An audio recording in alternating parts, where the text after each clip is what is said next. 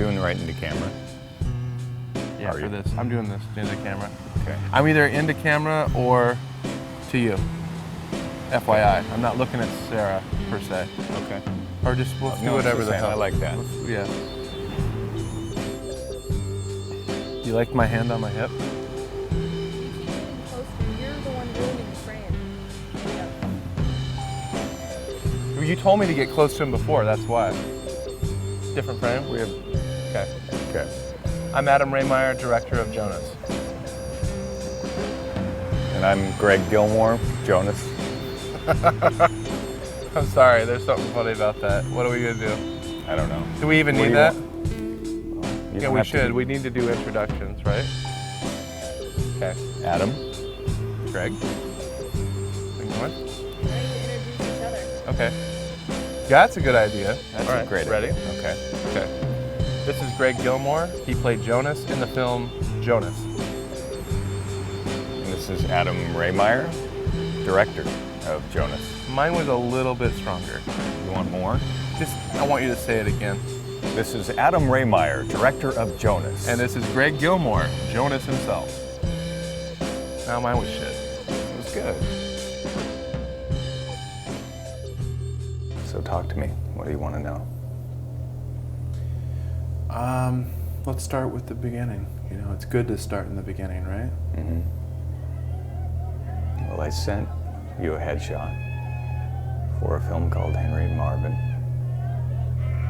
You called, we talked. You basically said that you'd cast me without even meeting me, but you still wanted me to come audition, so I did. The audition, I recall, was bizarre, different than your typical audition. There was like a whole room full of other actors.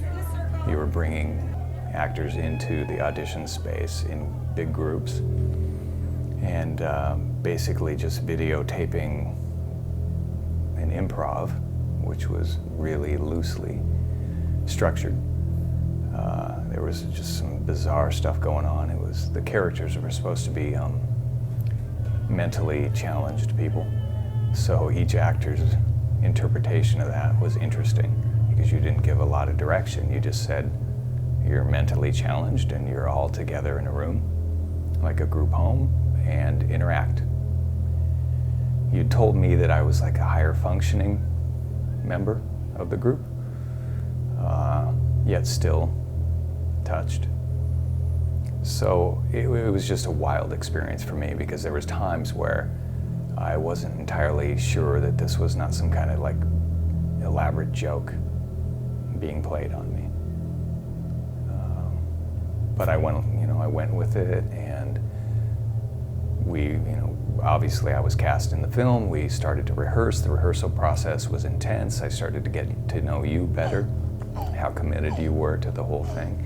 You were actually taking us to real group homes around Los Angeles, and not just for a quick visit, but spending like the day with these people, eating with them, really talking to I them. cast you like, pretty much in my head, I cast you on the spot. Well, what were you looking for? Do you remember? A creep. Like seriously, I was looking for a creep. Like, Thanks. no. No, it wasn't like I was looking for just a creep, but I was looking for like, I don't know, it's such a hard position to cast because the film, obviously the film is mentally handicapped adults, and Henry is like the high functioning adult in the group home that almost doesn't belong. He can like almost be in society, and so it was like really delicate. I had to have somebody that was kind of gorked out, but also someone that like was looking for a touch of honey, but also like a touch of reality too. So there had to be like someone that could like delicately transition, between honey and reality, So with that said, I'm not looking at your dick, by the way. That's fine. Okay. Yeah. I'd be like, look down at your lob. Yeah, thing, sure. But it was, Sure. You don't have to hold it. You know, you can put it. You can be comfortable. I feel What, like my love? yeah, you can just put it on your leg like it's. I'm mine's on my leg. I'm comfortable. Let me know if my shit's coming out too. Don't let Dude, me get away with I'm that watching shit. it. It looks good.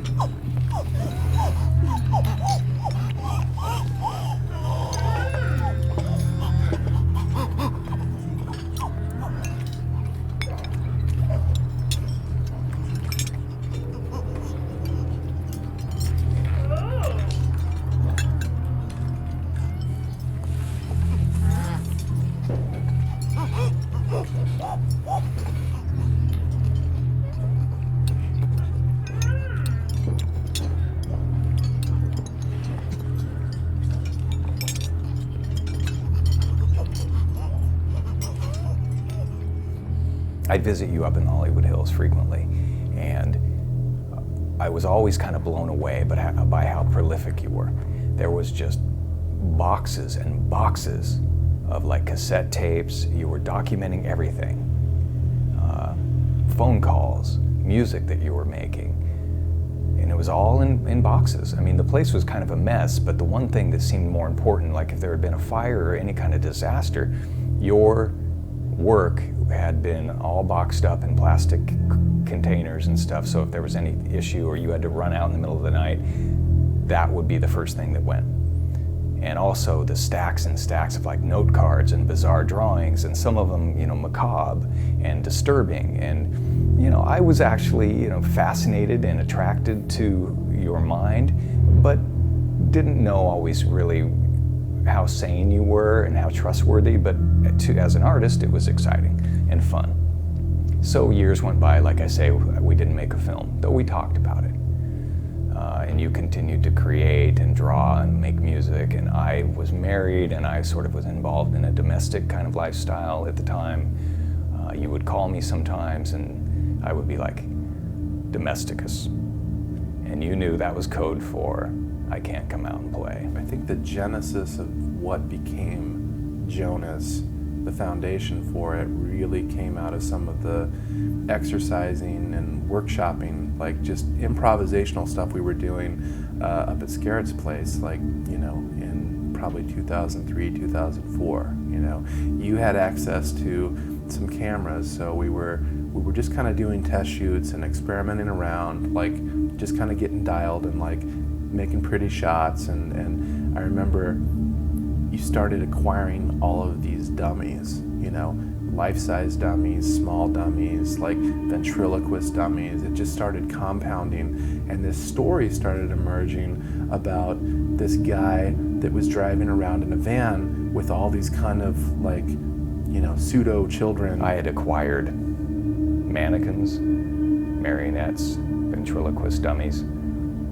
built sort of a pseudo family of inanimate figures. I remember the day, I think I just said something like, write Jonas on the little board. There was a little dry erase board, and I said, write Jonas on it. And you just, it was like you wrote Jonas and you kind of did this little thing at the end and like put it on the board. And I remember just kind of holding on it and it just sort of like stuck with me all these years, this whole Jonas thing. I mean, why do we call you Jonas? Like, why? I remember you washing your hands in the sink, and I was in there shooting, like you just washing your hands, and you were like, you know, just washing them, and you like look up and you just start laughing and working yourself kind of into frenzy, and that was Jonas. That was like this character. It was like kind of realized in some ways, and like, you know, we were shooting up there. We were shooting some scenes with the dummies. Like I remember we called the big one Taffy. You know, we had a big dummy named Taffy, and you were shooting with him, and like it was weird kind of scenes where I remember shooting through some doors and stuff, and you couldn't quite see what you were doing to the dummies, but it was like you could hear stuff. Like we had microphones planted in there and stuff, and like you were doing stuff with Taffy. You know, I don't think it was sexual, but you were like like controlling him or like talking to him, and like, you know, I remember there was one day that really sticks out.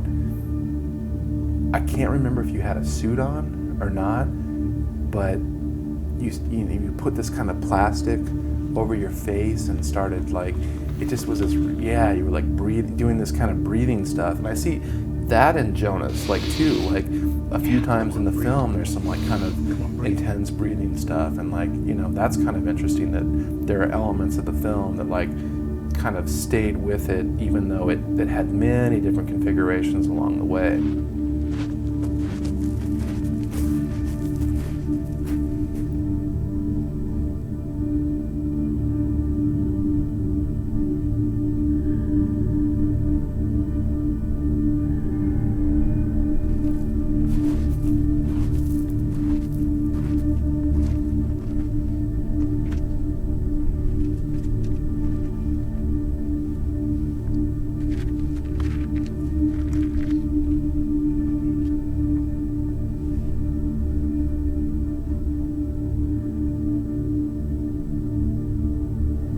As you and I continued to shoot and improvise, different things would come up from my past. I was a magician when I was younger and a performer, well before I became an actor. So some of that was woven into it. That was actually my attraction to ventriloquist dummies and general performance stuff. I think in Jonas, while we were filming Jonas and establishing the character in the actual film Jonas, we experimented with some of my magic, and I had done some of that, and I don't think that any of that ended up in the final cut, but it's all in there. I mean, I genuinely brought myself to this film, whether it's obvious or not. I was at a point in my life, a lot of stuff had happened personally, and I was changing and kind of beginning to go through sort of a midlife thing, and had led somewhat of a dark past. And so there was truth in that. And we shot Jonas chronologically. I mean, I had long hair and a beard, and I was living in a really kind of depressing apartment in Studio City. And we captured that. We captured the belly of the beast, me actually being in that environment. And then emerging from the sea as if I'd been in the belly of a great whale, a dark place, and then emerging anew with a second chance and having some sort of epiphany and religious experience, and then going on this mission. And in a sense, I had been kind of isolating myself in real life and sort of staying away from people, and after my marriage had fallen apart. So getting in a car with you, and really it's just me in the film driving from place to place and finding different people and meeting different people from different walks of life, that was somewhat me coming out, Greg coming out, and seeing where people were coming from. What were some of their beliefs? I was coming at them with this Jesus sort of religious thing in the film, but I was also just one-on-one having an exchange with each of these people. And because many of them were non-actors, it was non-scripted, they hadn't met me prior. These were like organic moments that we were capturing. And that was cool. That was a great experience. How do you define sin? You bringing that word up now that you've got the subject of my boyfriend. You think that's a sin? Well, if it's not a platonic relationship and you're not married to him, then yes, it is a sin. Where does it say that? Where is that in the Bible? Show me that.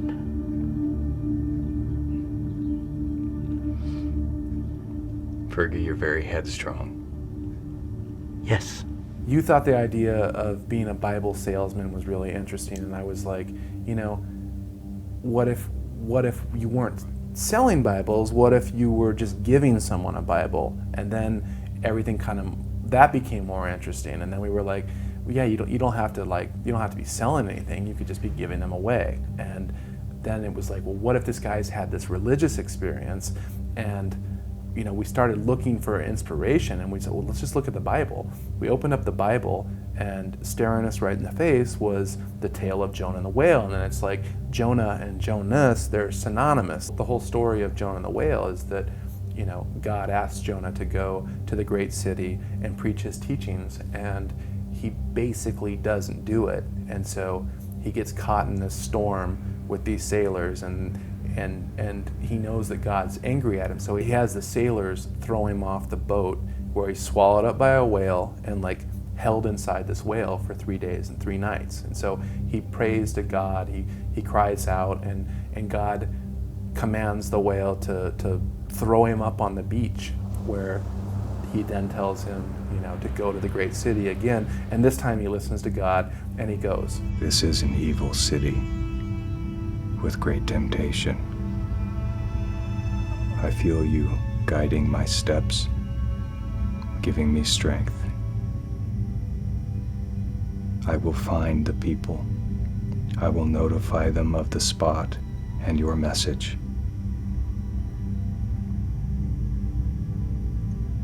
I love you, Jesus Christ. He's been given a mission by God to find certain people. He's orchestrating an event. But basically, Jonas is operating strictly on intuition and some sort of frequencies, higher frequencies that he's tuned into. He's not a religious scholar. He really doesn't know what he's doing. He's just a broken man that kind of woke up one day and now is guided to Los Angeles to do this work. He's like a tuning fork.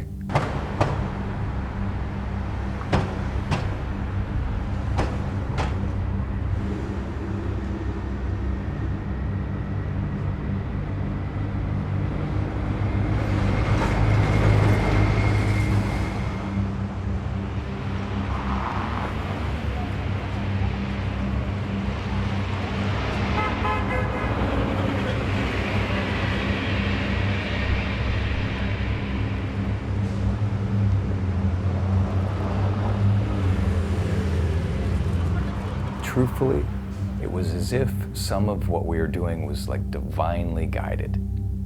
From your navigation to the fact that we never really ran into traffic, to the different people that we met and how they just allowed us into their home, and it seemed so natural, and they just kind of opened themselves up to us. There was something, it seemed genuinely more at play, because after you finished Bunny and it was so dark and negative energy had been summoned, it's as if this was some kind of positive, light-filled experience where everything just kind of was clicking. I love God, folks, and I love Jesus, oh yeah, and the devil, oh, God's sending him to hell. I love God, folks, and I love Jesus, oh yeah, and I'm not, no, I'm not afraid to tell. I've seen mankind, their wicked ways, it's taken them down. Yes, I've seen mankind, 57 years, son, I've been around. I've seen mankind, their wicked ways, it's taken them down. Why, there's not an honest one among them to be found. Yes, I love God, folks, and I love Jesus, yeah. And the devil, oh, he can go to hell. I love God, folks, and I love Jesus, oh yeah. And I'm not, no, I'm not afraid to tell. No, I'm not, no, I'm not afraid to tell. No, I'm not. Some people vibed on us when we showed up at their door, like we could possibly be dangerous or insane. It was like we always kind of had, because we'd show up somewhere and I'd be the one that like had to go meet the people. So I'd go and meet them and I'd be like, yeah, Greg's in the car. He's waiting in the car. Like that was always kind of a creepy thing, like when you were gonna come in. I'd go in, I'd set up my equipment, I'd get the mic placed where I wanted it, I'd get my camera like ready to go, and then I'd say, now I'm gonna go get Jonas and bring him in and we're just gonna start shooting, you know? And it was just kind of a trip to see how people would react to you, because there were like lots of different reactions. And that's something that we couldn't control like really in the film, because there was no way to like really plan it out, and we didn't know the people, you know? So it was like, we just kind of showed up and like did our thing. And I think because we didn't have a crew and because it was small, we were able to get what we did and kind of get these truthful reactions from people, because they were just experiencing you for the first time with like no preconceived notions whatsoever. And you know, you have your black suit and your hair is back, and like they're just reacting to it naturally, like they would if somebody showed up at their doorstep. So that was really something cool about the production that I've never done. And I can sense in you a deep desire for salvation. You know, you've been at this since you were 16 years old, right? And it's about committing fully, letting Jesus Christ into your soul, right? Letting him into your heart to guide you. Yes. I was guided here, Yes. right? So I want to see you at Venice Beach Sunday at sunrise, okay? Yes. There will be a gathering of the chosen, singing, dancing, Yes. and joy. Yes. Salvation. Salvation. Okay. That's what I want. Then I'll see you there. Yes. Yes. You have my word. Thank you, Jonas. Bless you, Brent. You allowed me to really improvise with these people in this kind of like documentary style, you know, fly on the wall. It wasn't like I was having to deal with a lot of lights or anything. Or you even kind of insulated me, helped me kind of be in a bubble. I wanted first off to kind of challenge you to do something totally different than you'd just done. And we didn't just go take the easy way out with this film. We didn't turn Jonas into some kind of serial killer. I mean, because I can look psycho, you can shoot scary stuff. We could have gone down that road. But what we did was we stayed true to a character study.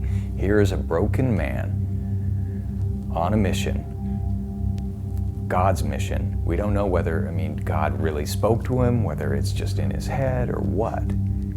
But what would be the reality of a guy that was totally broken and then all of a sudden thinks that he has some kind of divine mission to go on, and then shows up in Los Angeles spreading this kind of absurd word as if it were true? What would happen? It wouldn't necessarily be that dramatic. Nothing would necessarily happen, you know? So we stayed true to it. It's a character study of what this would be like to be a so-called Bible salesman, or some guy kind of going door to door spreading the word of God. And so I'm genuinely proud that we stayed true to that. And we didn't turn it into some farce, or we didn't become gratuitous or try to do anything else or make it some specific genre film. Instead, we just shot this idea that we had and we stayed true to it.